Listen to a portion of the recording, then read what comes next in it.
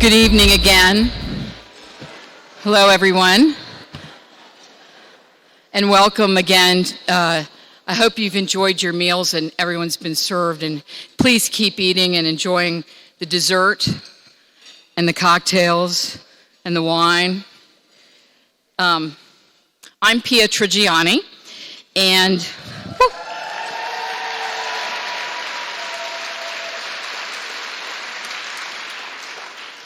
I'm the luckiest girl in the room because I have a great sister who's going to be joining us in a moment. She's not my only sister, but tonight she is. How about that? Is that a good way to say it? But I'm also fortunate because I serve as the president of the Library of Virginia Foundation, and it has been indeed an honor for me to collaborate with the dedicated staff of the library, our foundation, and with some of the best volunteers from across the Commonwealth who bring energy and excitement to the important work that we do on behalf of the library.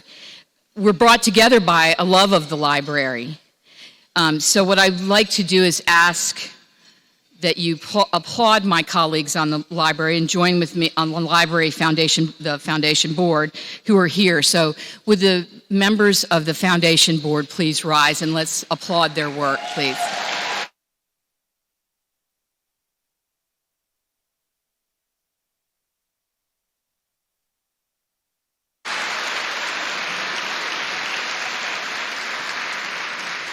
There's a second, although it might be better called the first, library posse, as I like to call it, the big board.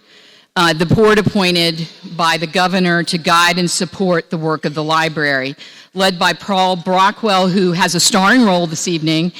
But I'd like to ask also that the members of the library board, who like the foundation board, are devoted volunteers who are committed to the work of the library, to stand and be recognized as well.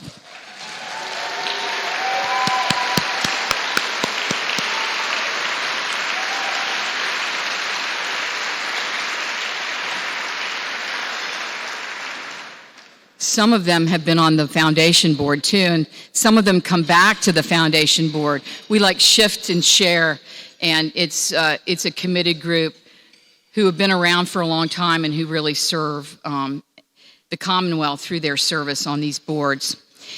In addition to celebrating the amazing authors that honor and honoring tonight the library's Patron of Letters, it would not be the evening if we didn't mention that this evening's program is really a pillar of the 200th anniversary of this library, this great institution.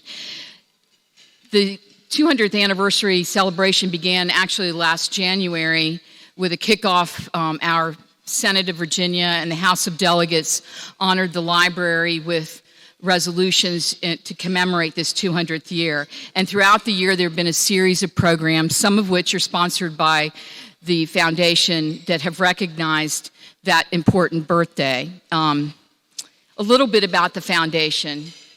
While the Library of Virginia is a state institution, I hate saying that, institution, but it's a wonderful place, as we all well know. The capacity of the library to provide important services that benefit Virginia citizens from Big Stone Gap to Nancock is becoming more reliant on charitable gifts every day, and contributions from library patrons, people like all of you who love and support libraries, is becoming increasingly important and essential. The Library of Virginia Foundation is a separate tax-exempt organization that raises support and advocates for library priorities. The foundation supports the work of the library that cannot always be accommodated by the Commonwealth's budget. Some of those programs are pretty phenomenal. Conservation and acquisition, such as conservation of the Aaron Burr treason trial papers, that has been supported by the Virginia Law Foundation, and Justice Jane Roush is here with us tonight, president of the Law Foundation, who the Law Foundation made its largest gift and grant to the Library of Virginia this year with a $70,000 gift through the offices of the foundation. Thanks, Jane.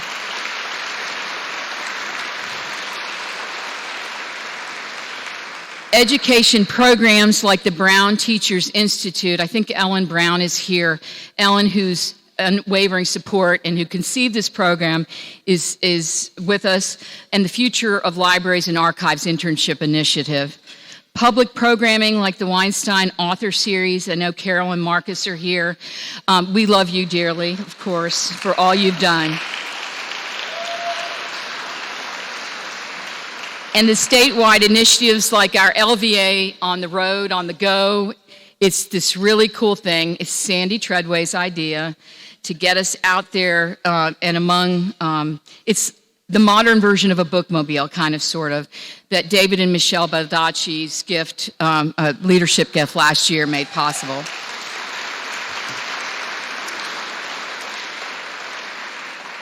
We are truly grateful, and I'm personally grateful to lead a foundation board that understands the importance of ensuring that the library can continue to provide important services. Some of our sponsors tonight, we do want to say our thanks to them and our great gratitude.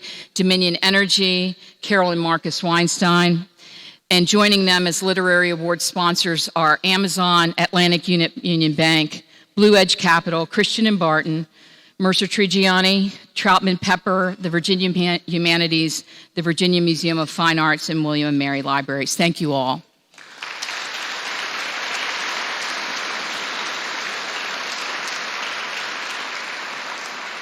A few more thank yous. First, to our amazing 2023 Advisory Committee, and to Adri, my sister, our fairy godmother, who sprinkles the pixie dust on this event and makes the magic happen. But the foundation staff is its heart and soul, and that's especially Scott Dodson, Elaine McFadden, Annie Ray Carlton, and Catherine LeBoy. Thank you. And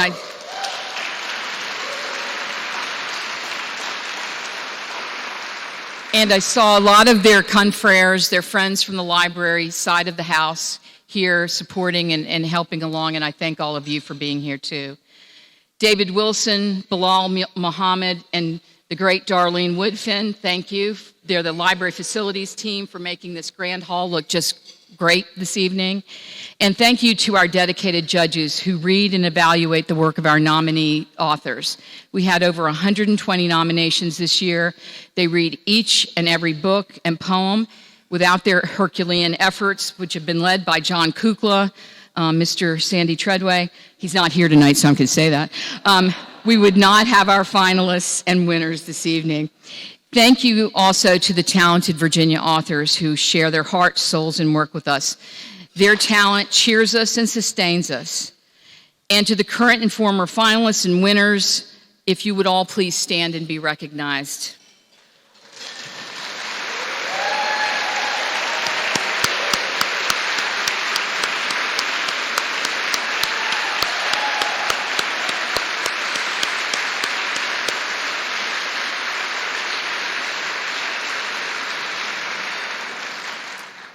On behalf of all of us at the library, we thank you and our supporters, our library patrons, and the citizens of the Commonwealth whom we serve.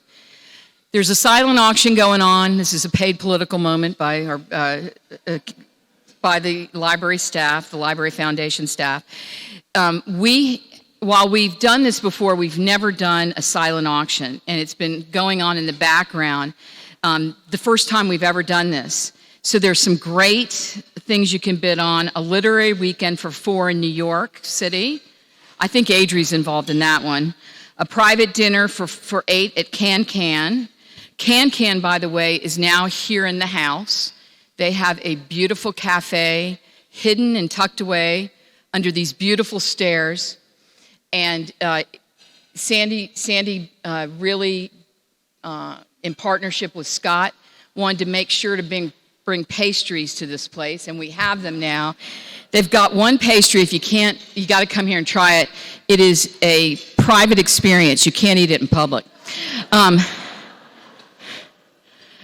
Rachel Beanland, who's here, she has sitting at the William and Mary table, and 2 hours of a personalized family history research help at the library with a member of the Virginia Genealogical Society.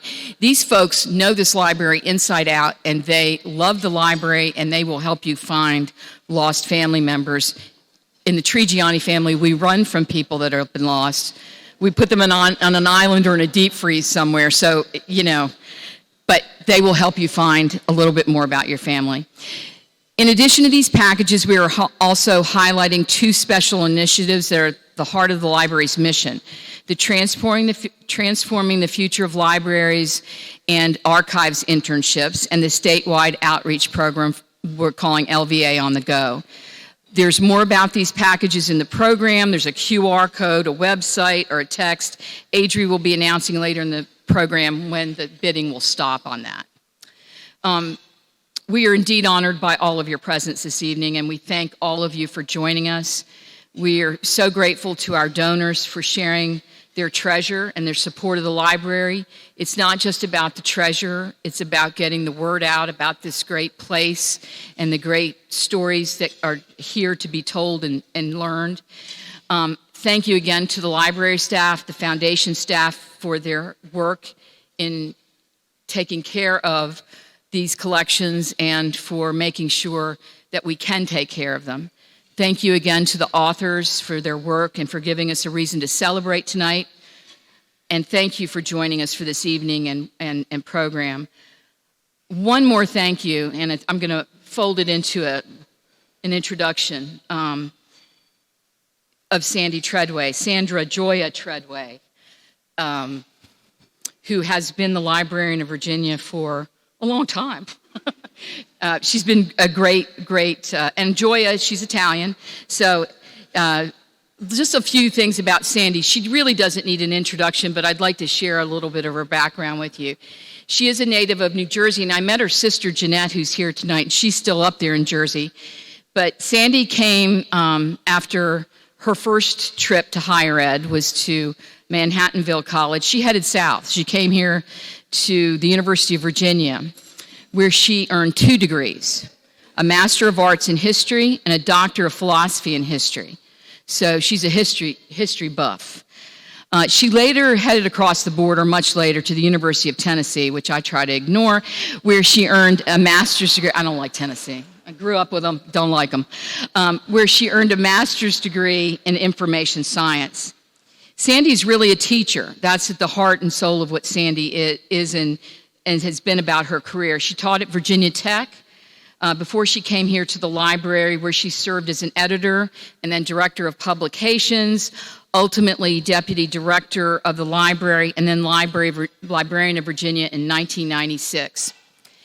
While curating this marvelous, busy career accomplished in so many ways, Sandy raised a family. Her daughter, Robin, who's here with us tonight, and there are a couple of nieces. I met the nieces and her sister, Jeanette. There they are. And BK and Jackie are over there, too, but they're not related. But they could be. BK and Jackie are related to everybody. But Sandy has intently applied her love of history to her role as librarian. I call her the protector in chief. She knows I call her the librarian, but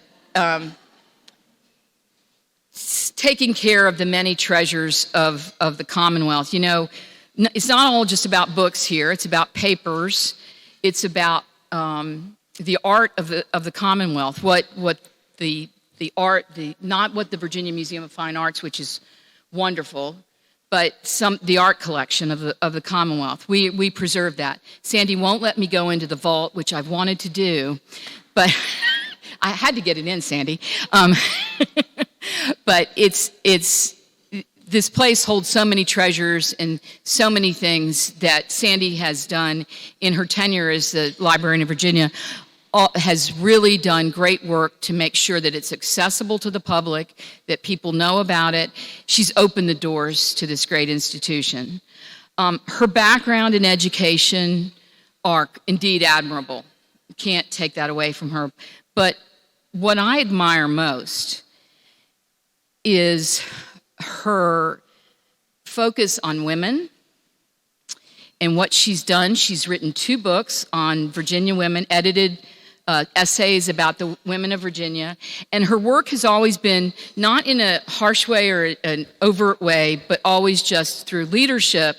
She was very much involved in the development of the Women's Memorial Monument on the grounds of the Capitol, which I think she would say is one of her most heartfelt moments, was working and providing the background and the resource and the historical background for the selection of the women to be honored. So I would say that and her attention to the future of the library. Something Sandy said probably about a couple months ago that really struck me, and hadn't really focused on it. It's not just about the past. It's about the present, so that in the future we have the collections that people in the future will want and need to do their work, which will be slightly different. That captured it for me. And that's what Sandy Treadway has done. So I introduce you to the Librarian of Virginia. Thank you, Sandy, for all your work. And she deserved that introduction because she hasn't had a full introduction before, so I thought it was time. Anyway, thank you, Sandy, and thank you all for coming tonight. Really, so much appreciated.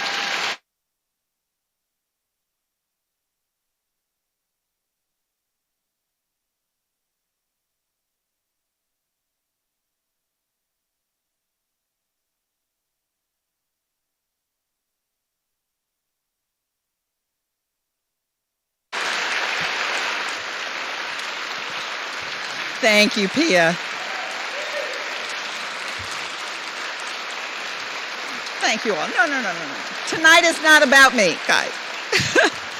Thank you, Pia, for that, I will say, unscripted introduction, because I saw the script and that was not in what I saw. I just want to be clear. But thank you all for being here tonight for our 26th annual Virginia Literary Awards celebration. It's wonderful to see all of you, but especially those of you who have been faithful attendees year in and year out, because it's your support and your enthusiasm for this event that makes it really the premier literary event in the Commonwealth. And my deepest appreciation as well to all the folks, I won't list them again, but that Pia mentioned and thanked for making this evening possible. You all know it takes a village to make an event like this happen, and our village is the absolute best. It's particularly exciting to have you with us this evening. As Pia referenced, we're kind of rounding out, we're in the home stretch of our 200th anniversary year. As Pia mentioned, the legislation that created the library was passed on January 24th, 1823. So on that exact day, we had the privilege of being on the floor of the House and the Senate, each body of which passed a resolution commending this library for all that it has represented to Virginians. And the body went at ease, and members of the House and the Senate presented us with the resolution in person and thanked us personally. And I can't tell you what a special moment that was for me and for our staff to have that happen. And that day, we also opened our special anniversary exhibit. You know, when you have a collection like ours, how do you start to tell your story? So we called it 200 Years, 200 Stories, and we pulled from the collection a sampling of the stories of people across 4 centuries, different backgrounds, different walks of life, to give people just a sense of the richness of Virginia history and what is housed here. We then spent a year doing special programs, events. We even had a music and a folk festival here, trying to share who and what we are with wider audiences, maybe different audiences, and create connections with new people and new communities. And one of the most important things we did this year was, again, through the generosity of David and Michelle and our foundation, we were able to have a specially fabricated vehicle we call LVA on the Go that has gone around to communities across Virginia. I've attended, and in many cases it's at a public library, but sometimes it's at a fair, a farmer's market, where we're just interacting with people. I've gone to about half of them, and what I love is half the folks that stop and engage will tell me stories about this place and what it's meant to them. The other half come up and say, now who are you and what exactly do you do? And those are the ones we really want, because they leave understanding that and hopefully will become engaged with us in the future. We have one more stop on the on-the-go itinerary in Russell County this coming weekend, and then the van will go in for some R&R and some repairs, and when the weather gets colder, it's not ideal for it to be out, but it will be back on the road next spring and every year as long as the engine holds up and the tires, and we can still kick the tires, and it's just been a phenomenal experience. So we will close this anniversary year out with an opening of an exhibit in early December on Virginia's indigenous people, who are such an important part of our history, but people forget to tell that story in a way that also reflects that Virginia Indians are still here and a vibrant part of our Commonwealth. Then it's on to our third century, starting in January, and I can't wait to see where we head and what amazing things lie ahead for this wonderful organization. See, I didn't use institution, Pia. It's now my great pleasure to introduce our host for tonight's festivities. Adriana Trigiani returns for her 15th year hosting our literary awards, and I cannot imagine this event without her standing right here. Beloved by millions of readers around the world, she is a New York Times best-selling author of 20 works of fiction and nonfiction. Among them, works I know that are your favorites: Big Stone Gap, Very Valentine, The Shoemaker's Wife, All the Stars in the Heaven, and her most recent one that brings me to tears every time I reread parts of it, The Good Left Undone. She's also a playwright, she's a movie and television producer, and the host of a terrific Facebook Live series called Adriana Inc. And if that weren't enough, just last week, she launched a new podcast, and I highly recommend you find it and listen to it. And what a great title, You Are What You Read. Adri is a friend and mentor to so many writers, many of them in this room, and she's the co-founder of the Origin Project, through which she inspires young students to find their voices and to build confidence through the craft of writing. Adri grew up in Big Stone Gap, Virginia, in the southwestern part of our state, and although her home is now New York City, her heart and her soul will always belong to Virginia. Ladies and gentlemen, please join me in welcoming the one and the only Adriana Trigiani.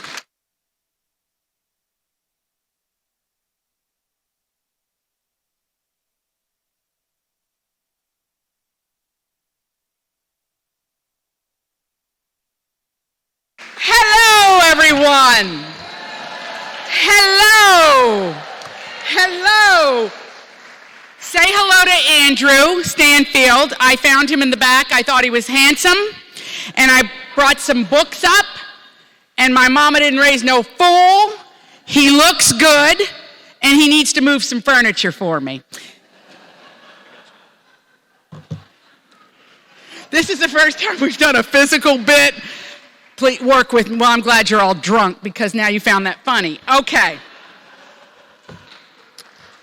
Thank you, Andrew.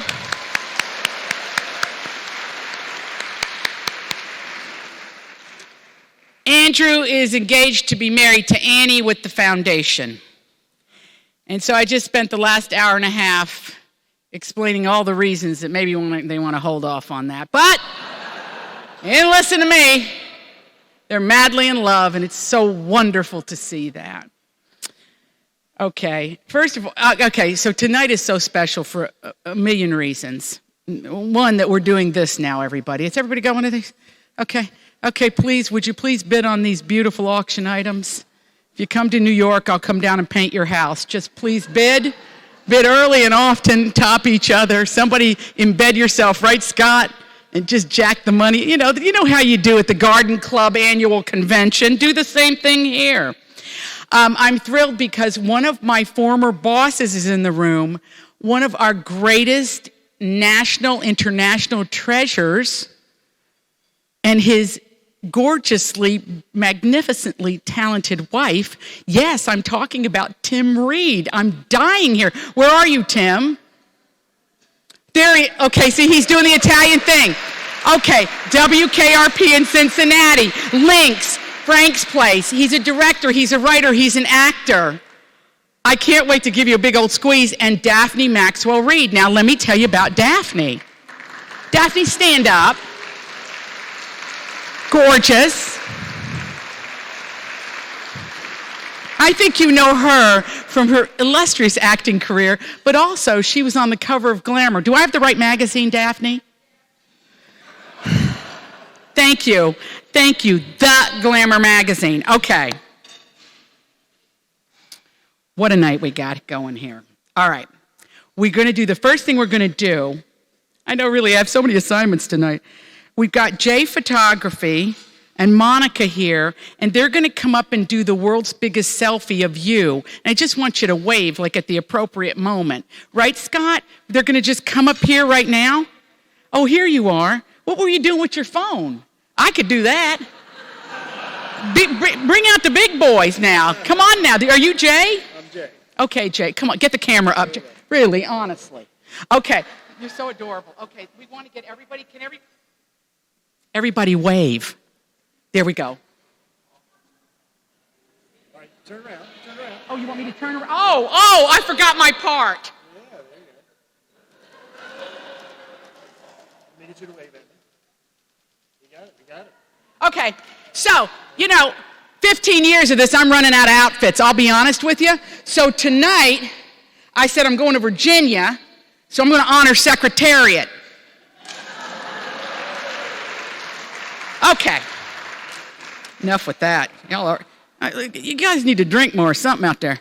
Go ahead. Well, no, I think you're doing fine. Okay, all right, so we got our world's biggest selfie done. Okay, so... Okay, now you know how the Oscars have changed year after year after year. They keep moving the awards around to try to keep you watching, right? So that's what we did this year. We have envelopes, the awards, and we're going to start with People's Choice. The People's Choice Award. We never did this before, and I'm very excited about this. Now, the reason the People's Choice is so fabulous is because you chose them. Librarians chose them, readers chose them. In the libraries, they fill out the card, they vote.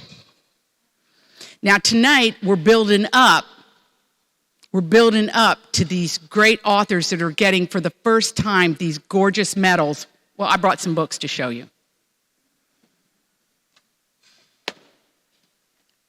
First of all, if you know me, you know how much I love Nikki Giovanni. Uh-huh. Where's Nikki? Where's Nikki? Nikki, you gorgeous woman, you. I love this book so much, and it's called A Library. I want everybody to storm our Virginia bookshop afterwards and get it, because the museum shop, because this is an essential book for every child you know, and I say age birth to 99. Get it. It's a perfect gift. Yes, you may applaud. You may applaud our great poet. If you know me, you also know I love Meg Medina, who's our former, that's right, Merci Suarez, among other titles that she's done. But now she's got a huge role as our national ambassador for young people's literature. And we couldn't have a better. Are you over here, Meg? Where's Meg? Meg, I love this. You're all spread out. Meg, you look good. I don't know if you look as good as Nikki, but you look good. But it could be my eyesight at 400 feet, okay? So don't test me. This is the theme tonight. And we have the great David Baldacci with us. That's right. That's David on the back of his book. But he's right here at the front table with his gorgeous wife, Michelle. And these three careers, this career, well, I'm going to talk more about that later. But if you haven't read him, let me just tell you, I got a text this week from a friend who said, I started reading David Baldacci and I can't stop. I said, well, you have a lot of years of reading ahead of you to catch up with where he is. Round of applause for our big winners coming up later.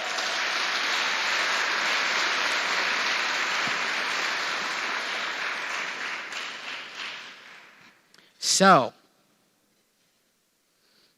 we're going to start with nonfiction with the People's Choice Awards. We have the Senior Vice President of Dominion Energy and also a Library of Virginia Foundation Board member Corinne Arnett, coming up in a new dress, and she looks good. Come on, Corinne. Bring it up here, Corinne.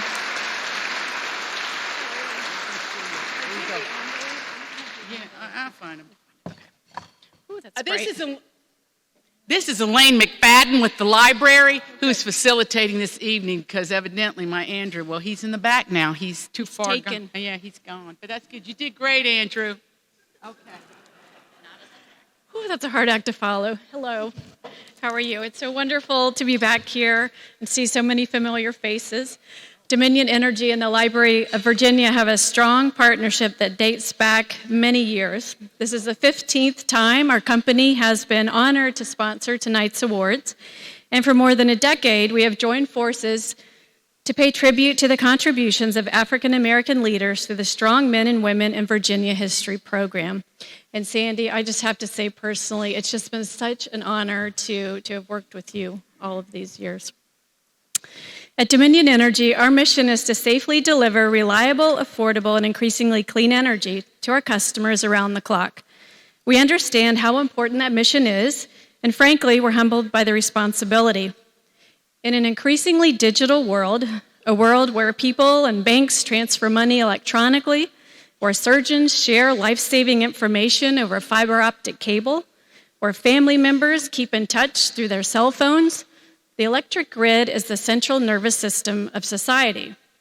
We know that if we don't execute our mission, nobody else can carry out theirs. But we also understand that while energy makes it possible to do things, it doesn't tell us why we do things. That's what literature and the arts are for. They distill the essence of what life is all about. By telling stories, both factual and fiction, the authors we celebrate tonight bring to the surface those truths that sometimes lie too deep for the rest of us to unearth. They elevate the good, the true, and the beautiful, and they expose the bad and the false so that they can hopefully be corrected. So tonight, I have the pleasure of honoring the nominees and presenting this year's People's Choice in Nonfiction Award. The finalists include books that reflect a stirring and radiantly written examination of the bond between mother and child. The journey tracing America's forgotten path to global power, told through the extraordinary life of a complicated Marine. How women lawyers all around the country, independently of each other, sprang into action in the face of injustice. A complex story of public health, big pharma, dark money, politics, race, and class that is at times both harrowing and heartening, infuriating and inspiring. And a riveting deep dive into the unsolved murder of two free-spirited young women in the wilderness, a journalist's obsession, and a new theory who might have done it.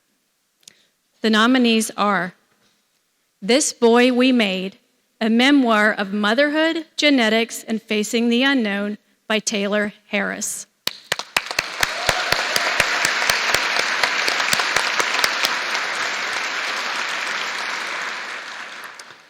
Gangsters of Capitalism, Smedley, Butler, the Marines, and the Making and Breaking of America's Empire by Jonathan M. Katz.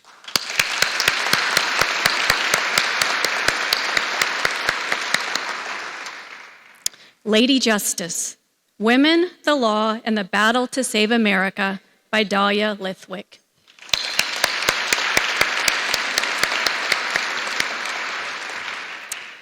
Raising Lazarus, Hope, Justice, and the Future of America's Overdose Crisis by Beth Macy.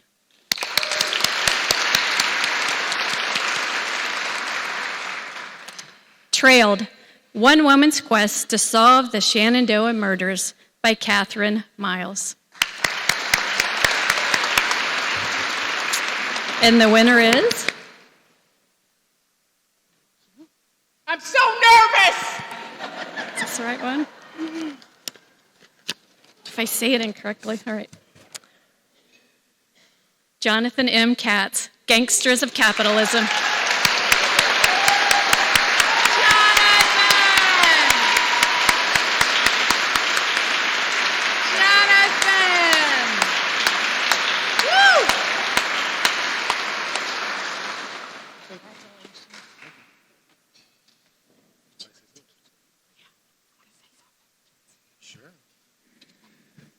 Thank you. I thought I was just getting a free dinner, but here I am, looking at all of you that I can see. This is...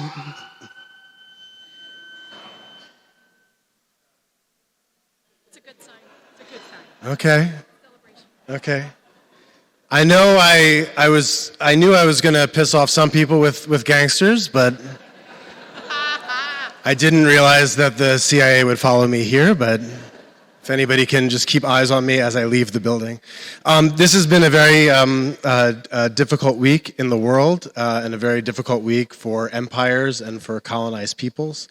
And I just really appreciate the vote of confidence from the people. It's great that this is a People's Choice Award. And I think that it's especially important right now to think about how we came into the power and the wealth that we have in front of us and that we're enjoying today at a time when the fault lines of empire are blowing up all over the world. So thank you all very much, and I really appreciate this.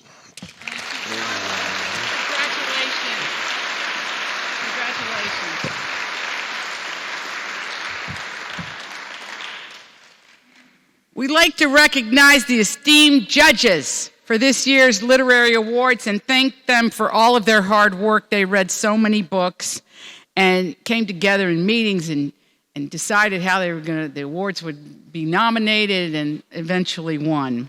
This year in nonfiction, our judges were Megan Shockley, Mark Leipson, and John Kukla. In fiction, is Jason here? Where's Jason? Jason Demeter, am I saying it right? Or Demeter? I'm having a flashback to when I hosted a fashion show at St. Mary's. No, I am, because there's a town in Illinois called Decatur, and I said Decatur. So it's either Demeter or not. Thank goodness the next judge in fiction is Janet Peary and Anne Westrick. Got those right. In poetry, our esteemed judges are Kathleen Graber, K.T.L. Vaughn, and Rand Walker. For the KOTZ Award, you can applaud. Thank you. And for the KOTZ Award, Robin Ashworth, Lee Separate, Doug Litz, Ethelbert Miller, and William Dunlap. Is that the William Dunlap we know, Pia?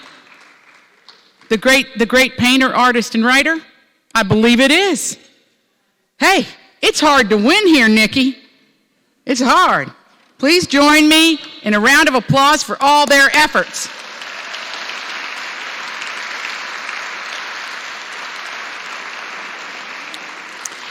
This is so exciting. Now, for the second award we're going to give out this evening, it's the People's Choice Fiction Award.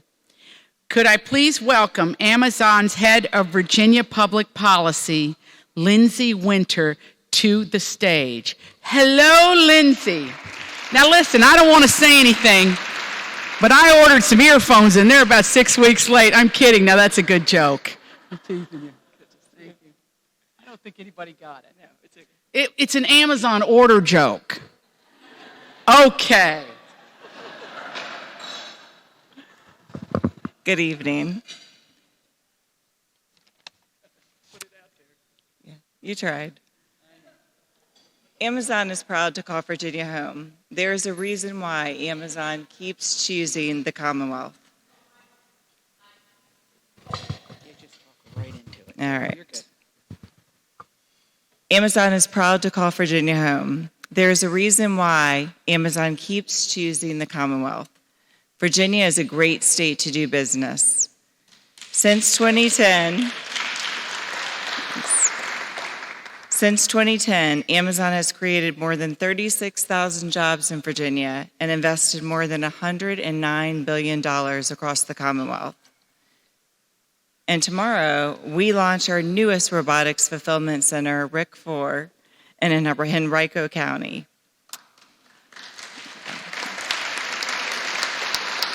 It is our privilege to partner with the Library of Virginia in support of the great work they do throughout the Commonwealth.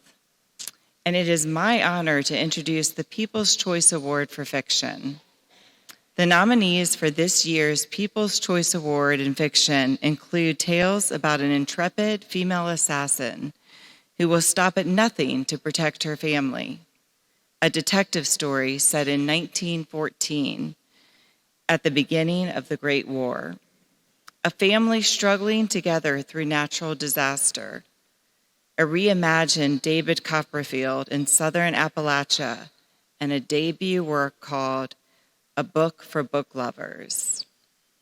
The People's Choice fiction finalists are They Come at Night, Nina Knight, Book 2 by Yasmin Ongo.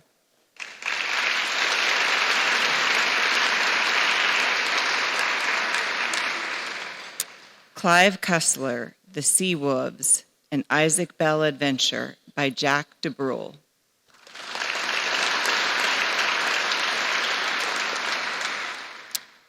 The Displacements, a novel by Bruce Holsinger.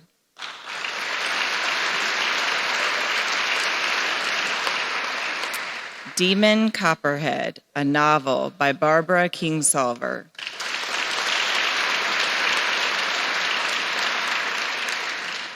Must Love Books by Shauna Robinson.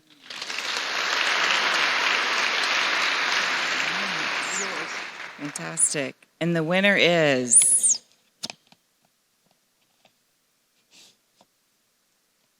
fantastic.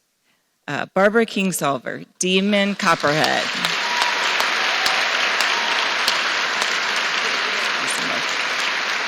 Yeah. And unfortunately, Barbara Kingsolver was unable to attend tonight in person, but she is honored to receive this award. Thank you. Thank you so much.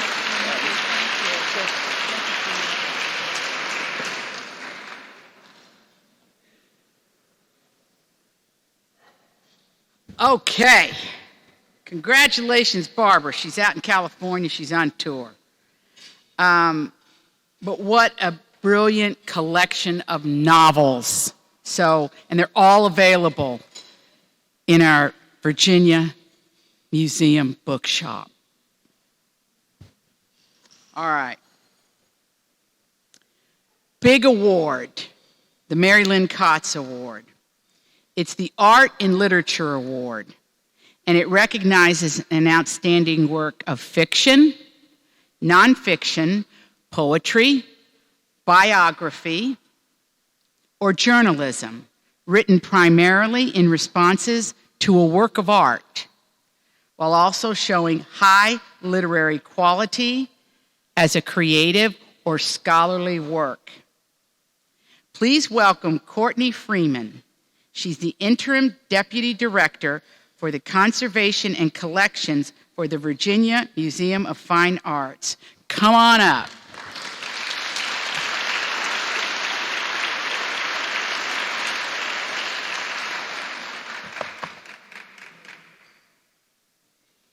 Good evening. I'm honored to be here with you tonight to represent VMFA and present the 2023 Mary Lynn Katz Award for Art and Literature as we celebrate the award's 10th anniversary. This award was conceived by a coalition of colleagues and friends of Mary Lynn Katz and is organized by Catherine Neville, who is with us tonight, to celebrate the connection between art and literature.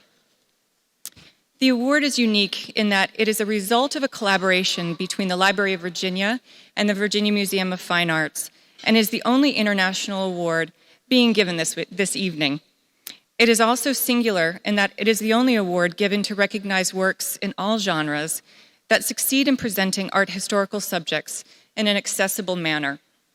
Unfortunately, Mary Lynn was not able to join us for tonight's celebration, but she's here with us in spirit. And just a couple words about Mary Lynn.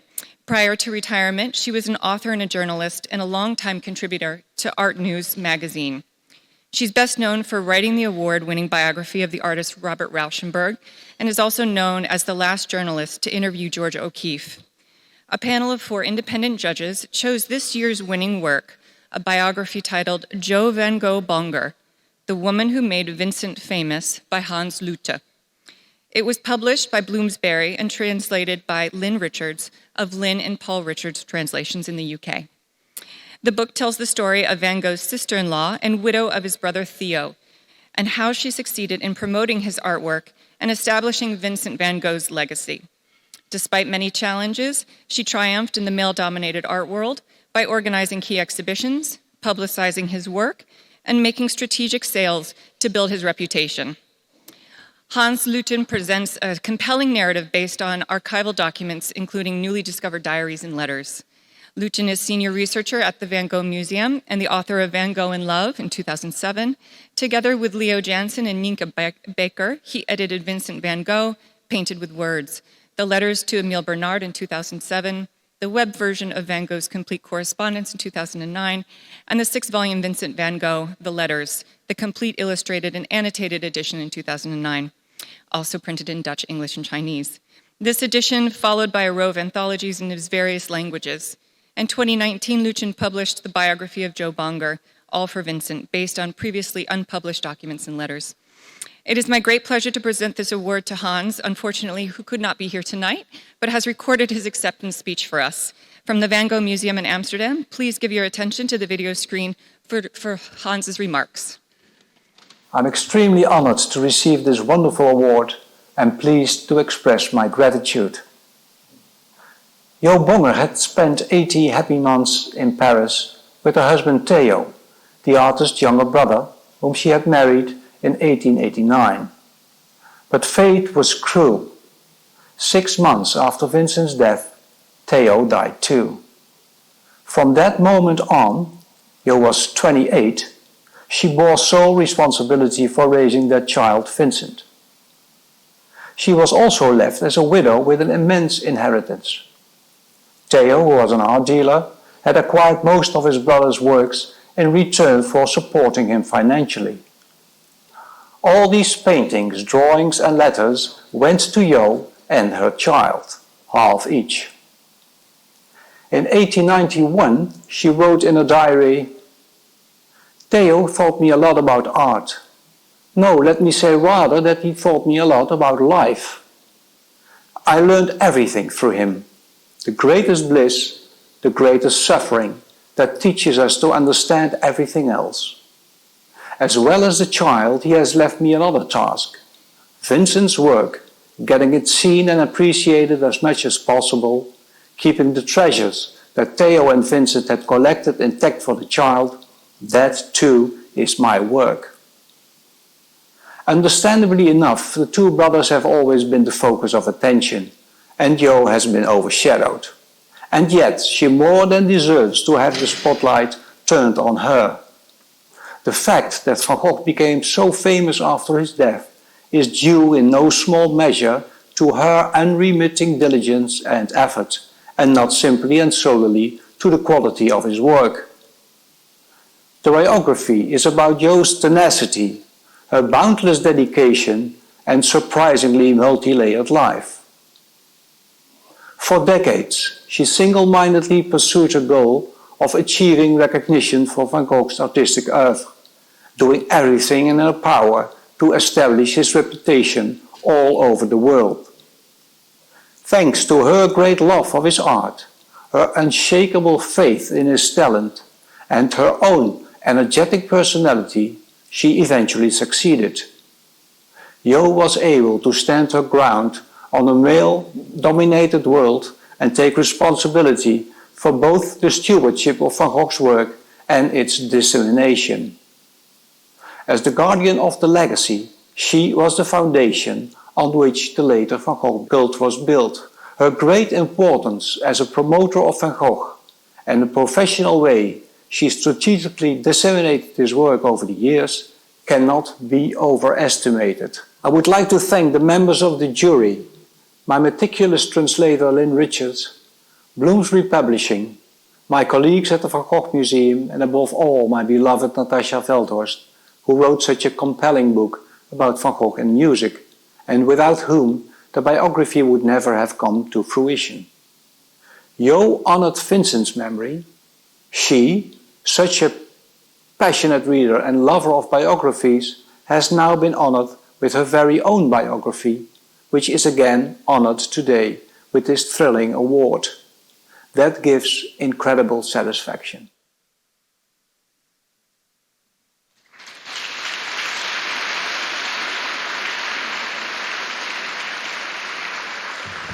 That was beautiful. It reminds me of last year when Katie Kirk wasn't here. Remember that? She was good. I saw her in the street and I said, hey, next time you got to come down and be with us. And I'm going to say the same thing to Hans if I'm ever in downtown Netherlands. I don't know if I will be. The best part of this job for 15 years is getting to know Carol Weinstein. Really, truly. Yeah, you can applaud.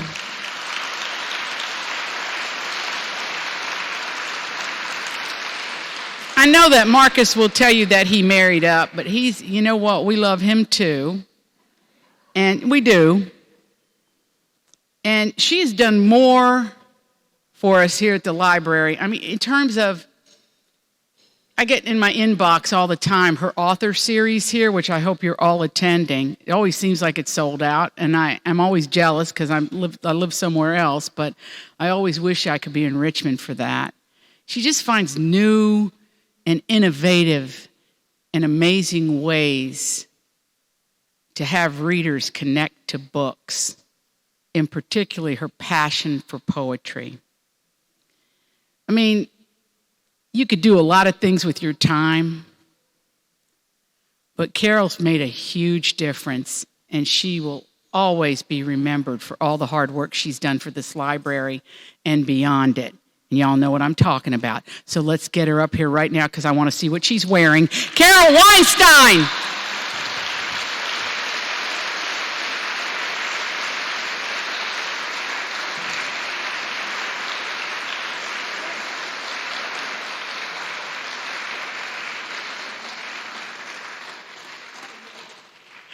Well, Carol, take your time getting up here because I got to push the silent auction.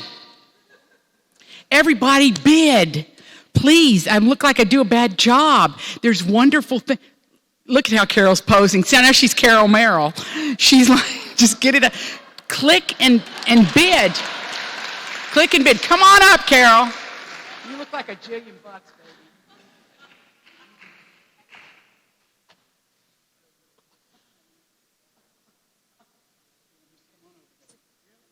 I know, I'm good, right? All right.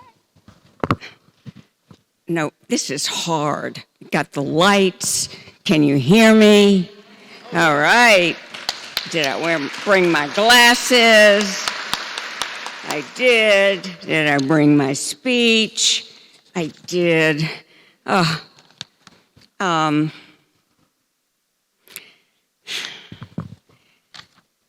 should just forget this, but I'm not going to.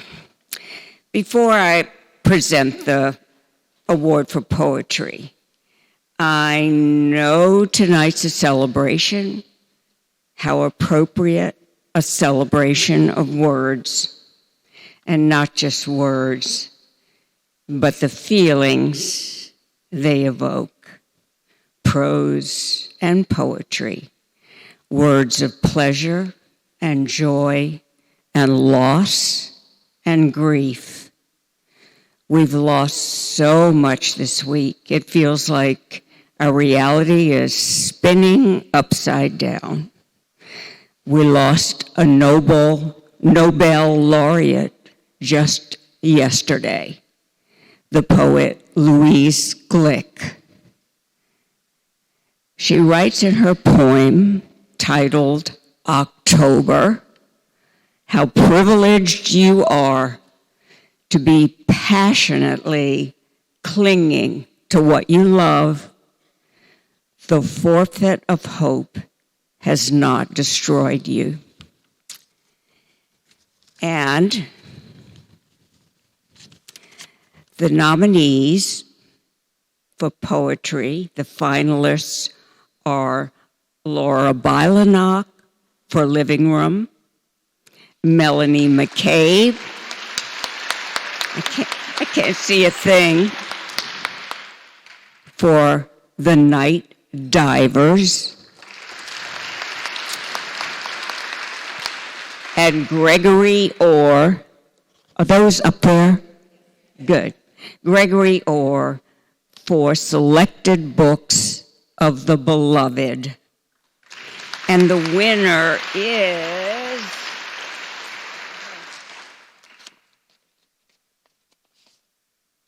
Gregory Orr, Selected Books of the Beloved.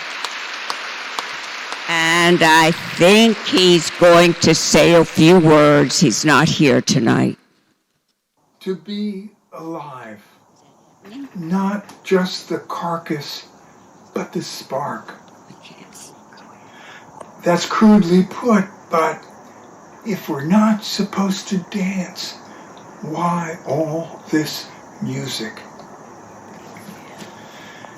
That's a poem from this collection. I want to thank the Library of Virginia for this award.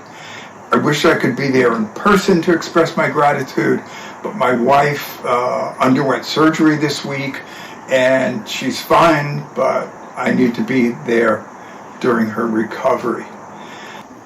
We live in times of such crisis for us individually and in our communities and in our culture, in our world. It seems to me, it has always seemed to me, that poetry is one of the places where we can speak our anguish and joy, and where we can communicate with other people about these things that both confuse us and burden us and also exhilarate us.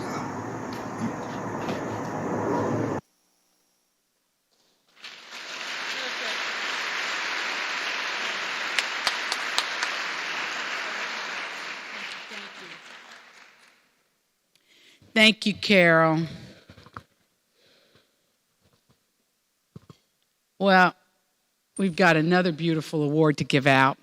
The Emil Jenkins Sexton Literature Award.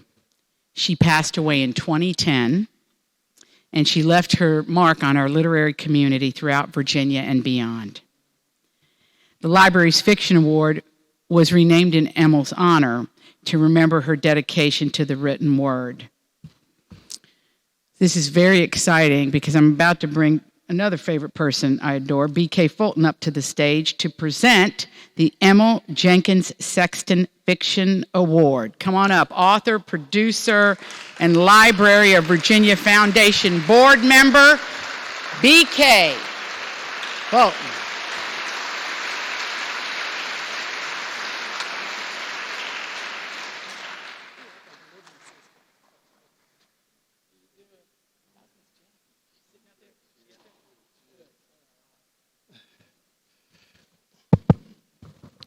How we doing, everybody? I got to do something special. I am I'm so in love with you. That was for my baby, Jackie Stone. All right, Jackie.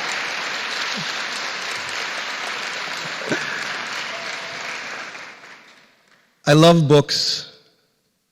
Books taught me to love myself. In a place like this, I found myself in a library. That's why I'm on this board. A book is a gift that you can open more than once. My prayer for each of you is that you love yourselves enough to give your dreams a chance. Tonight's nominees for the Fiction Award tell the stories of veterans struggling for normalcy as they grapple with flashbacks, injuries, both physical and psychological, damaged relationships, loss of faith, and loss of memory.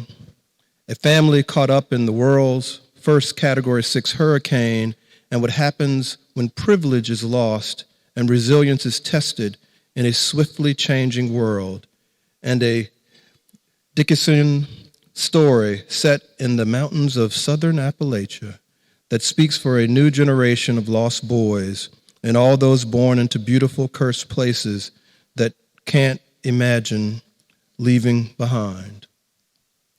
This year's fiction finalists are Bill Glose, for all the ruined men stories.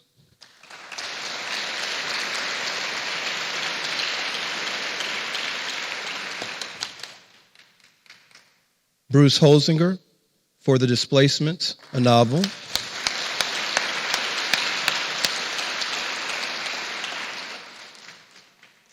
And Barbara Kingsolver, for Demon Copperhead, a novel. And the winner is, I always wanted to do this, Bill Glose, All the Ruined Men Stories.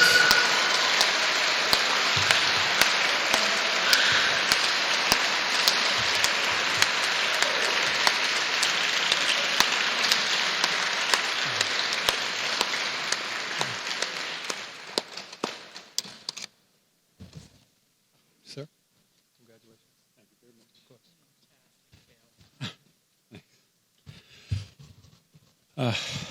I'm so thankful to the Library of Virginia and to the judges and everyone else that has supported the library and its causes.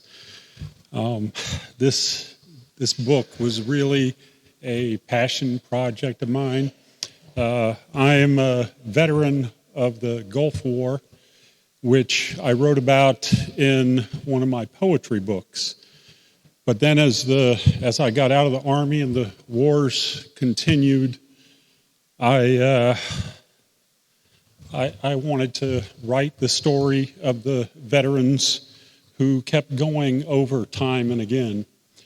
One of my friends who I joined the Army with, I talked to him as he was getting ready to deploy for the 8th time overseas.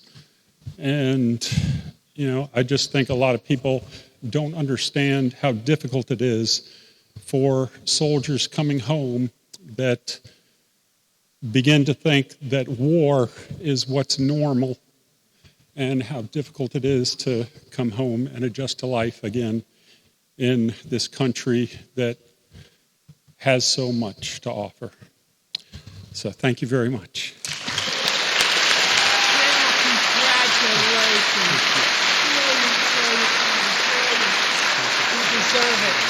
And thank you for your service.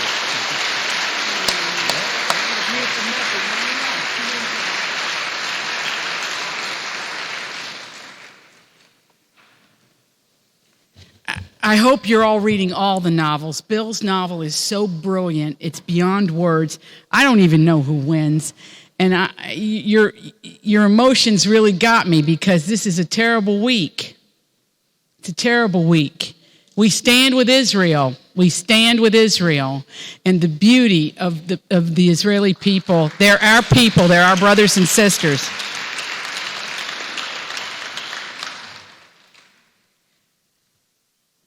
We're going to welcome, really, tonight, it's just like a series of my favorite people on the planet Earth. I know you're all big fans of the Virginia Festival of the Book. It's the greatest book festival in the United States in Charlottesville every year. Many of you have attended, either as authors or as people that go to enjoy it. But our next presenter is the Virginia Humanities Director of the Virginia Center for the Book. That's her official title. I know her as our Kalela Williams. Come on up. Kalela Williams. Come on up. Where are you, Kalela?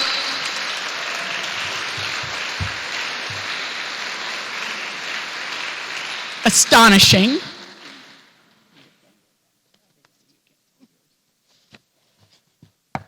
So great to be here celebrating the Library of Virginia's 200th anniversary.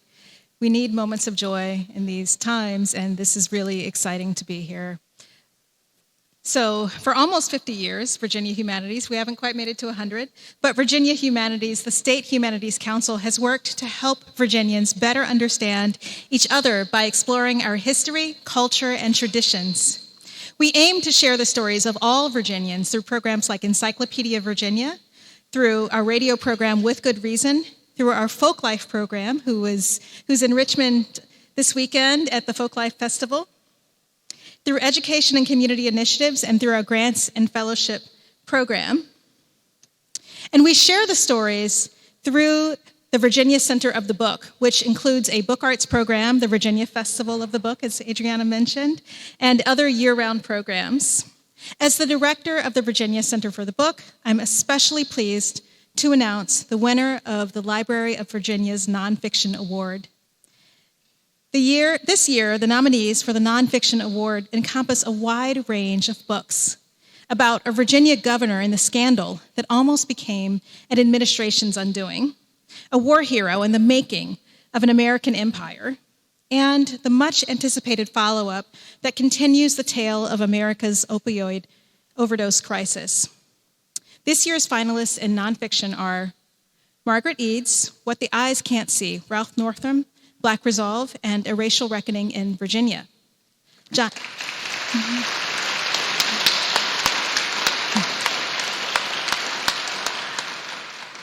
I have to remember to slow down sometimes. Jonathan Katz for Gangsters of Capitalism, Smedley Butler, The Marines, and the Making and Breaking of America's Empire.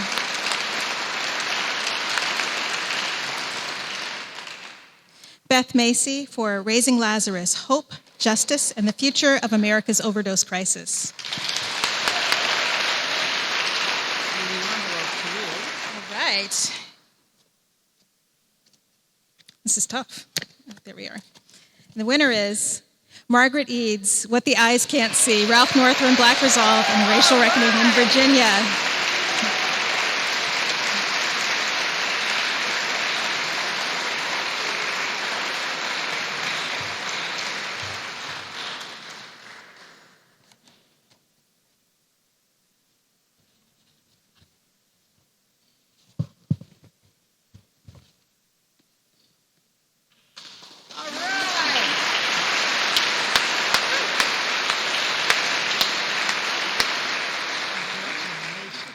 Thank you so much.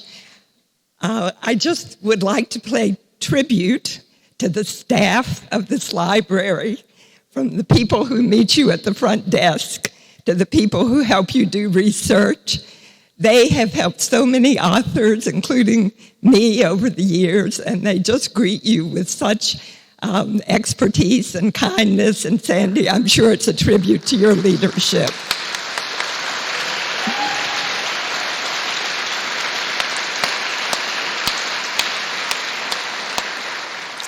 You know, the subject of this book is Ralph Northam and the Black legislators and activists who encouraged and prodded him in change.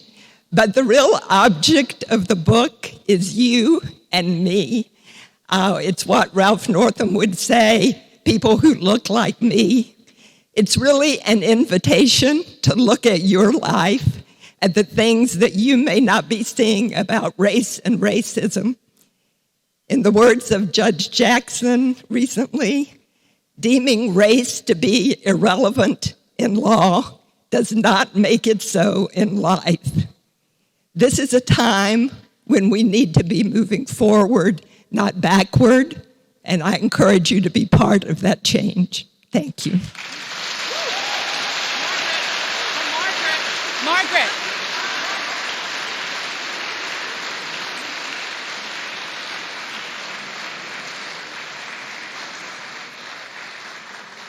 Isn't that beautiful? She won, and she's so full of love for this library. You know, we love living in a democracy, don't we? Do we love it?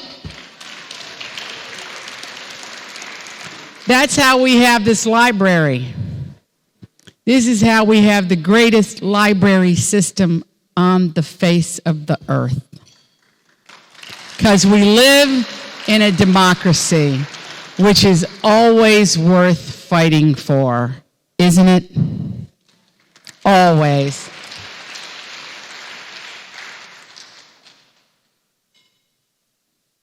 I really think the envelope system is so exciting this year. I keep thinking we're going to open it, and we're going to open an envelope, and it's going to say Meryl Streep, or something's going to happen here. It's kind of amazing.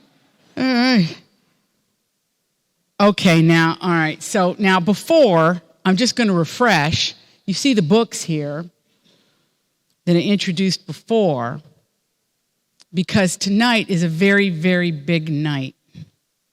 Because we are giving here at the Library of Virginia the highest award that the library gives to these generous, brilliant, devoted lovers of the library, freedom, literacy, democracy, poetry, and probably Netflix. So it's my honor to welcome the Library of Virginia Board Chair, Mr. Paul Brockwell, and the Librarian of Virginia, Sandra, she's an Italian girl, Gioia Treadway, back up to the stage to present these awards this evening.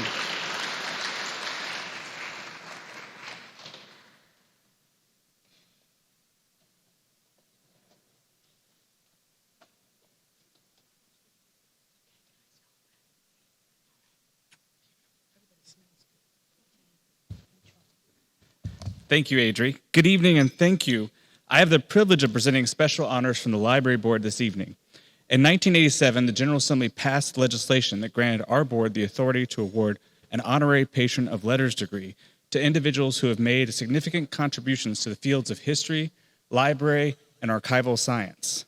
The Patron of Letters degree is the highest honor the library can bestow and has only been given once in the 36 years since that law was passed and signed into law by Governor Baliles. Tonight, we are going to change that. As part of the 200th anniversary, our board wanted to mark this special occasion by reviving this tradition to honor several amazing Virginians whose accomplishments through their work, their advocacy, and philanthropy have made a profound difference. Each honoree will receive a diploma. We have very nice envelopes, Adri, and a special commemorative medal. And joining me in this presentation are Dr. Sandy Treadway, Librarian of Virginia, and the Honorable and Inimitable Blythe Ann Scott, a former chair and current vice chair of the board. Also known as Van. She's also a part-time medalist. Proceeding in alphabetical order, I would like to invite our first two Patron of Letters recipients, David and Michelle Baldacci, to join me on stage.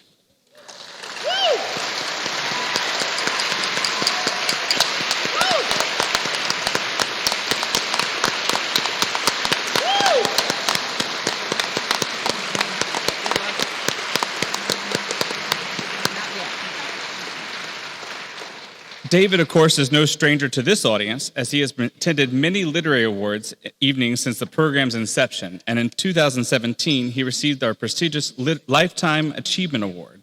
A prolific writer, he is the author of 48 novels, each of which has been a national and international bestseller. But what you may not know is that he and his wife, Michelle, are extremely purposeful and generous philanthropists who are especially passionate about libraries and literacy. Together, they founded the Wish You Well Foundation, a nonprofit that supports adult and family literacy programs across the United States. Inspired by the truth that the ability to read is the foundation for everything else in life, the Wish You Well Foundation supports adult learners through a wide variety of programs, ranging from basic literacy and GED preparation to health literacy instruction and job training. In the 20 years since its inception, the Wish You Well Foundation has funded hundreds of literacy and educational programs across the country, enriching the lives of adult learners by giving them the tools and skills they need to succeed. In 2008, Wish You Well partnered with Feeding America to launch Feeding Body and Mind, a program that addresses the connection between literacy, poverty, and hunger. Through this initiative, more than 1 million new and gently used books have been collected and then distributed via food banks to families in need. And last year, David and Michelle also made a significant gift to the Library of Virginia that made it possible for us to launch expanded programming tied to the library's 200th anniversary and to provide sustainable support for future initiatives, such as the library's Diversity Fellowship and Internship Program.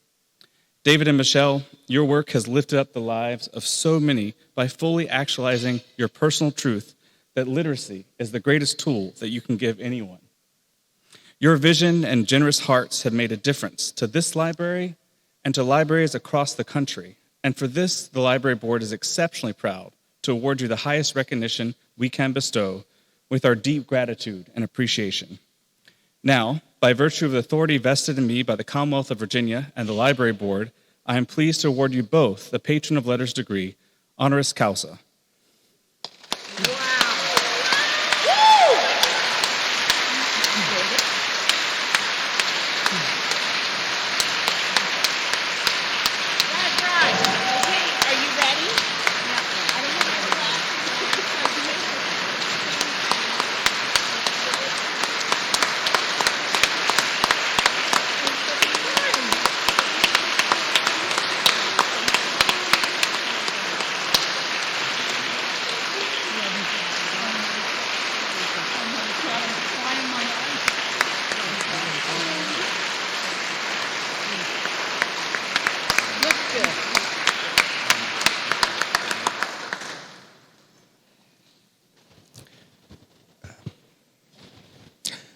Thank you very much for this award.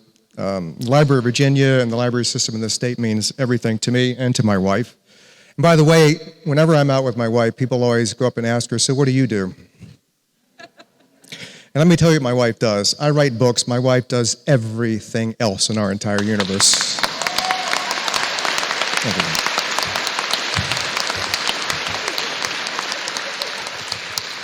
I only write about strong, independent women in my books because I sleep with one, okay? And that's all I've ever needed to know.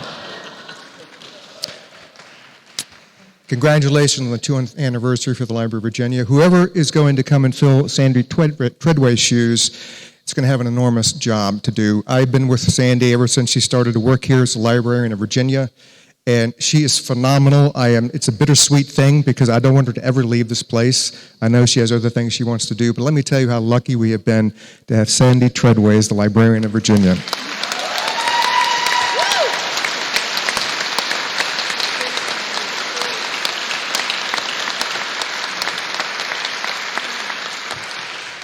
I didn't want to do any prepared remarks before I got to this building, so when I got to the building, I went upstairs, I got a glass of water, and they have a little box there that has scrap paper.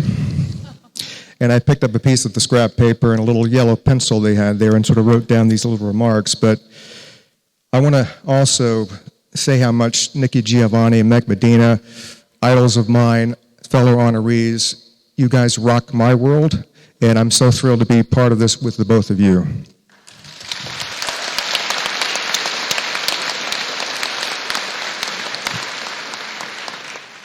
And I just need to say this. I grew up in Richmond, Virginia during the middle of Jim Crow. I could have turned out very differently than I did. The one thing that saved me was books. I went to the library every week. I read as many books as I possibly can. It changed the trajectory of my life totally. made me an empathetic, sensitive, understanding, tolerant person. It has carried through my entire life. It's carried through the lives of my children. And it changed my world. It changed my life. I know how important it is. Unfortunately, libraries are under attack all across this country. And you, in some states, if you're a librarian and you put the wrong book on the shelf that has not been approved by the state, you can go to prison for 5 years. That is not America, people. We fight wars against countries that do that.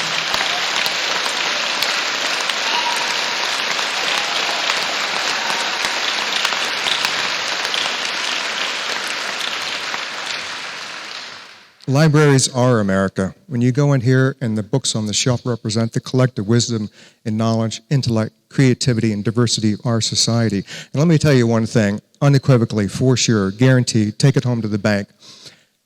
Ignorance, libraries are where ignorance comes to die. Thank you.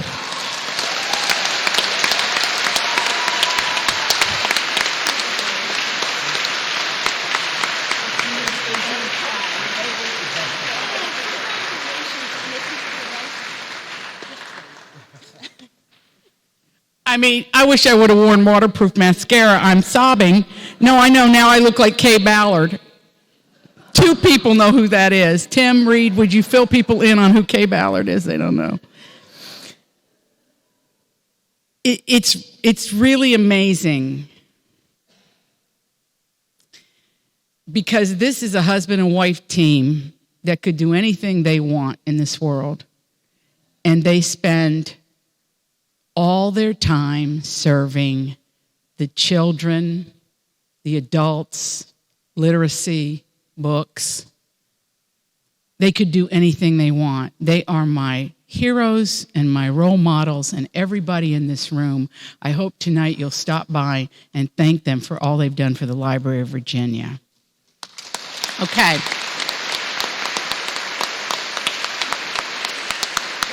Go ahead, Paul. Now your turn. Oh, we've got 2 more. Yeah.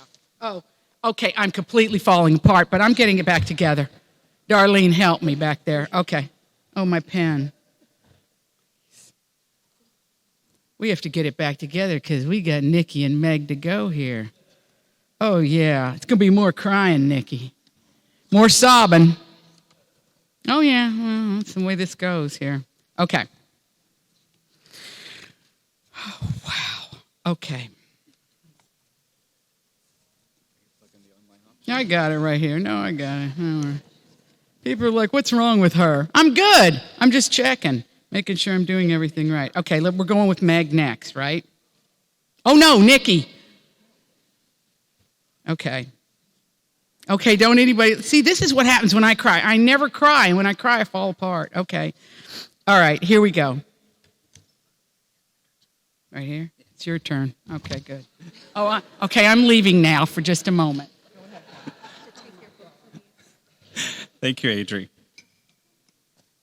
I would like to now invite Patron of Letters honoree Nikki Giovanni to join me on the stage.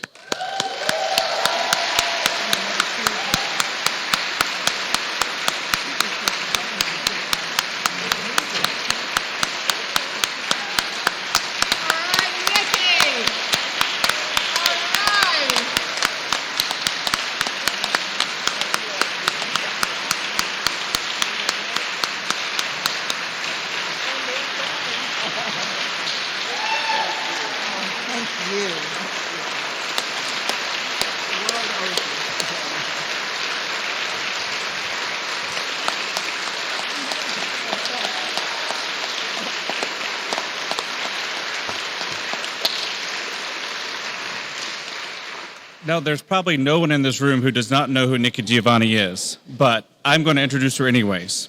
She is Professor Emerita of English at Virginia Tech, where she taught for 35 years. She is not only a world-renowned poet, but she is one of America's most widely read poets. The author of some 30 books for adults and children, she is the recipient of many awards and honors, including 7 NAACP Image Awards, the first Rosa Parks Woman of Courage Award, the Langston Hughes Medal for Poetry, the Carl Sandburg Literary Award, and most recently, the Ruth Lilly Poetry Prize. She was named one of 25 living legends by Oprah Winfrey, has been given the keys to more than 24 cities, and awarded 31 honorary degrees. We're about to add one more to that. Across the country. In 2016, she won the Library of Virginia's Literary Lifetime Achievement Award. As a young writer, she was active in the Black arts movement, and throughout her career, she has supported the work of writers of color and used her literary gifts to raise awareness of social issues, particularly those of gender and race. Libraries have always held a special place in her heart, and in her most recent children's book titled A Library, she shares some of her fondest memories of a childhood librarian who empowered and inspired her and helped her appreciate the library as a place of knowledge, but also imagination, exploration, and escape. Nikki Giovanni has spoken powerful truths during some of Virginia's most trying and triumphant moments. Her poetry in the aftermath of Virginia Tech's mass shooting was a healing balm for a community torn apart by tragedy. And when Virginia dedicated its Capitol Square monument to the civil rights movement, she offered a moving reflection on the progress made and the work still left undone. Her incredible life story inspired a documentary film called Going to Mars, the Nikki Giovanni Project, which won the Grand Jury Prize for the U.S. documentary at the Sundance Film Festival, and this year was acquired by HBO, where it is already generating Oscars buzz ahead of its debut next year. Nikki, you are a dreamer who inspires us with your enduring hope for a better tomorrow, where all are embraced, welcomed, and appreciated. Your contributions to literature and to libraries in Virginia and our nation through your writing, your teaching, advocacy, and honest storytelling have truly made a difference. The Library Board is incredibly proud tonight to award you with the highest recognition that we can bestow, with our deep gratitude and appreciation. Joining me to present this award is B.K. Fulton, a member of the Library of Virginia Foundation Board and a former student of Dr. Giovanni's. Now, by virtue of the authority vested in me by the Commonwealth of Virginia and the Library Board, I am exceptionally proud tonight to award you the Patron of Letters degree, honoris causa. Thank you.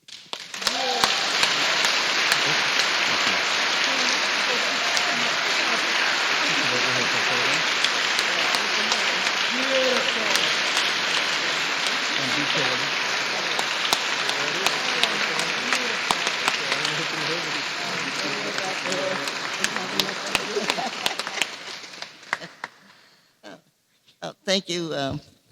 Thank you very much. We just come, first of all, lately I've been, you talk about you crying, lately I've been very nervous. And we were over in London with the film, but I just always want to say and remind people, the film is not mine. I was just in it. And no, there's a big difference. The film belongs to those people, to RADA, and I think they did a nice job. And for the artists or the young people here, the smartest thing I did was nothing. When they asked about doing it, Jenny, who handles everything in my life, and Jenny said, oh, we should do it, and I said, fine. And I did nothing else, because if I had done it, you're not used to looking at yourself like you're not used to standing here before a bunch of white folks getting an award. And so...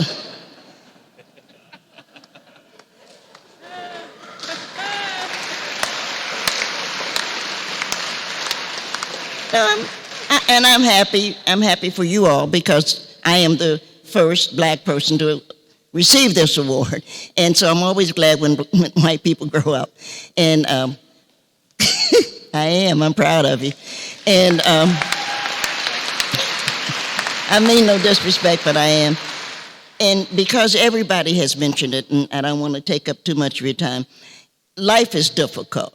And the advantage of being a black American is that we have come through almost everything that you can come through. But the one thing we came through was that people stopped us from reading and writing. When we came to these shores, we were not allowed to read and write. So we learned to communicate through words, and our words built libraries. And I want to remind everybody, because we're living in a world where many libraries are being burned down, where a lot of people are trying to ban books, which doesn't even begin to make sense, because books are made up of words. And the greatest things that human beings have done is to learn to speak to each other. We're going to Mars because we have to learn to speak to other living creatures, to other living life forms. We have to learn to speak to each other. And words do it. Libraries do it. And this is so important. And I know, it's not a question of people liking poetry or not liking poetry. Certainly not my poetry, which can be provocative.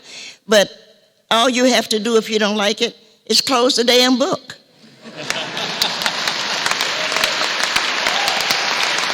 It's so basic. It's so basic. So I have to thank David, because 10 years ago I called David because I live in Christiansburg, which is about that big on the other side of the state. And we had said, oh, who would we love to have? We said, oh, we'd love to have David Baldacci. And somebody said, oh, he'll never come. Well, there's only two answers, yes or no. So I wrote David and asked if he would come. And he said yes. So we're sitting at a library in Christiansburg that's not much larger than this room.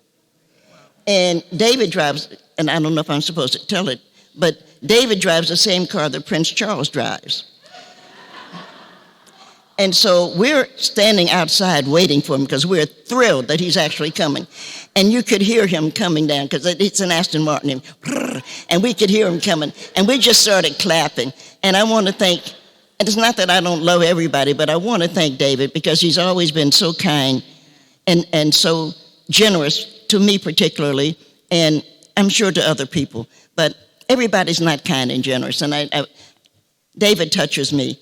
BJ, I taught BJ, I taught him. How is it that these people get to be that old? You taught them. But that's the truth. And I want to, of course, thank Jenny Fowler, because without Jenny, I would be lost. I wouldn't know where I was supposed to be. And once I got there, I wouldn't know why. So I appreciate her. So thank you. Thank you.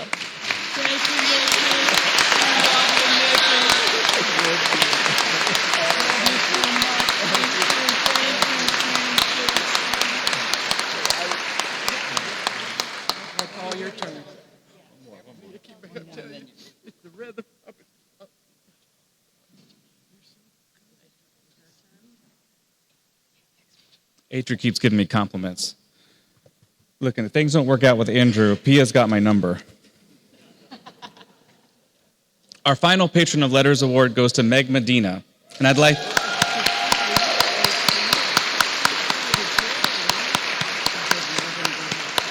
And while she's approaching the stage, I'll tell you a little bit about her. A New York Times best-selling children's author whose books celebrate Latino culture and the lives of young people, she is currently the National Ambassador for Young People's Literature, a position appointed by the Librarian of Congress. Yes, we can clap for that.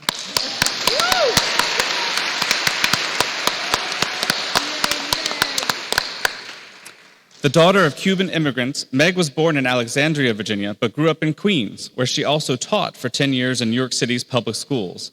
Moving to Florida, she worked for a time as a freelance journalist, but after relocating to Richmond in 1998, she has devoted herself to writing for people of all ages, but especially young readers. She is the author of the Newbery Medal Award-winning Mercy Suarez Changes Gears, which was a 2018 Kirkus Prize finalist. This book was followed by two more acclaimed books about the Suarez family, Mercy Suarez Can't Dance, which neither can I, by the way, and Mercy Suarez Plays It Cool, something I'm still trying to work on. Her young adult novels include Burn Baby Burn, which was longlisted for the National Book Award, and The Girl Who Could Silence the Wind.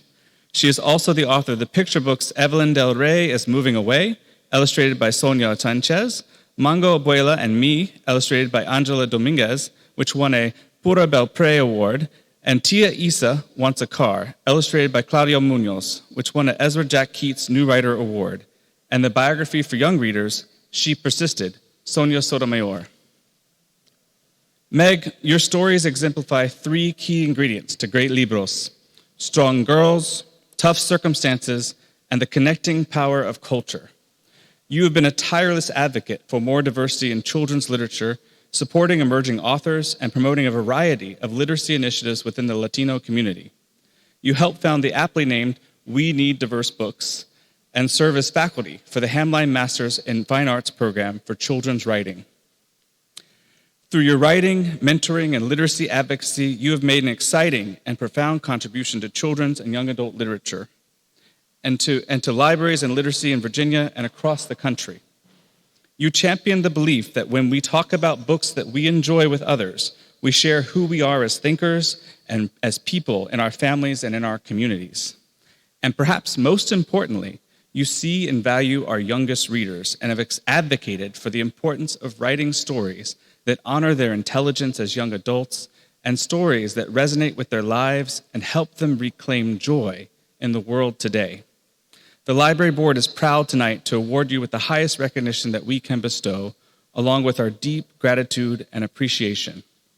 Now, by virtue of the authority vested in me by the Commonwealth of Virginia and the Library Board, I am exceptionally proud to award you the Patron of Letters degree, honoris causa.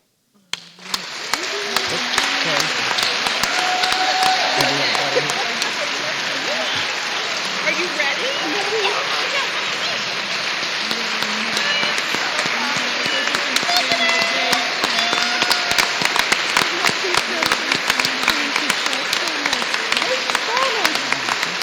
Oh, one more second. Begging one more moment of pardon, I want to say something in Spanish to you. Ay, qué bien. Felicidades, Meg. Que sus escritos sigan inspirando los corazones y las mentes de jóvenes por mucho tiempo. Oh my goodness. And in the spirit of your literary initiative, Cuéntame, I now invite you to do the same. Cuéntanos. Oh, como no. That's pretty good. Muy buenas noches. Good evening, everybody. Thank you so much for this honor. It is just a delight. There's a special warmth to be recognized by your own community, and to be here home in Richmond and to be with all of you tonight is especially touching. So thank you. And to David and Nikki, I'm still thinking about David driving that car, just like the prince. It's amazing. And also, in what universe would anyone say no to an invitation from you? So that's my thought. But congratulations to both of you. Everyone sitting here began their literary life as a child. And so it's such an honor for me to go across the country and to meet with children and families and to connect them to books, to their own literary lives, and to places like this, to remind them that this library, every library, is theirs. It belongs to them. It's a place where they could discover themselves. There is no library too grand for them. There is no shelf that shouldn't include their story. And so I'm going across the country doing my best to be their book friend and their ambassador, and I'm taking all of you in Richmond in my heart with me.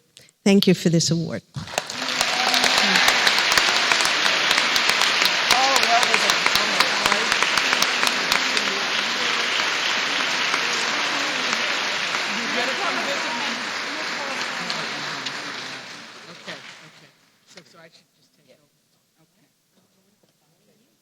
Big round of applause here for Paul, Blythe, and Sandy. You know, I have to say, you probably never seen me cry so much up here, have you? I don't know if it's hormones or I'm really, no, I'm moved. That's what this is about. So, okay. This evening, I think, you know, before we go our separate ways here, first of all, I want to thank you. Did you participate in the auction? Did you use your QR code? Don't make me come down there now. Come on now. Now, you might say, now, Adri, why are you hitting us so hard for this auction? Because we need our libraries. People donated great stuff. Just bid on it. You know, just bid on it and help us out a little bit. But more importantly, thank you for coming here tonight. This is one of the biggest events I've ever seen in this building. And I think it has to do with we're starting to cherish what we've got and treasure what we have and understand that if we don't nurture it, take care of it, and grow it, it's not going to be here in the years to come. That's the beauty of freedom. You know, my grandmother used to keep a hanky in her bra strap, you know. Raise your hand if your grandmother kept a hanky in her bra. Yeah, see, I don't care if you're brown, you're black, you're Italian, you're Greek, you're Jewish, whatever. Mama kept that hanky in her bra strap. Well, I need to start doing that because to see David and Michelle get this award, the highest honor from the library, to see Nikki Giovanni get it, to see Meg Medina receive it. I mean, that's very transformational, and you all got right up on your feet. Thank you for that. Thank you to this beautiful library staff and to the beautiful people that served our meal. Could you come out, everybody that served our meal this evening?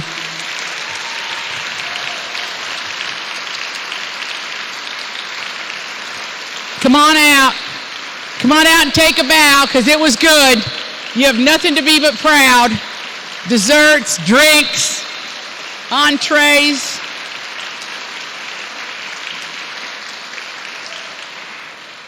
Scott, what a beautiful evening that you put together. We love the envelope slip over here. It was like the Pony Express, Elaine and me reaching over. Well, we loved it. It was perfect. I want to say thank Belial back there, Muhammad, thank you. I want to thank Darlene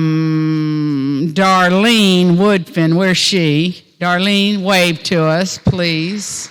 I don't want to forget Catherine, Monica, Jay. Am I leaving anybody out? My favorite, well, thank you for letting that alarm go off, Officer Duncan. He's now like, well, see, now I'm having a hard time coming up with who exactly you are to me, but it's sort of like Phyllis Diller and Fang. Does anybody remember Fang? That's kind of what he is. He's fantastic, and it's good to see you again. And thank you to the writers that are here. Every day you face that blank page, and the terror of that is only bigger than the wonder of it. Congratulations on being nominated, and if you didn't win this year, you'll win. Eventually you will win. Right, Nikki? Eventually you get your prizes. You just stay at it. And if you want to feel better this week, or if you want to feel galvanized and you want to lift your hopes up, just go on YouTube and watch Nikki anywhere you can. When after that tragedy at Virginia Tech, when you wrote that poem, you lifted our spirits. That's God's work right there, Nikki. That's God's work, and you do it every single day. So lots of love, and we will see. Scott, have I covered everything, Scott, this evening? Oh, there's a big book signing over here. Just find your favorite author, and you know what? This year, give a book for Christmas. Seriously. You know, give a book. Give a book.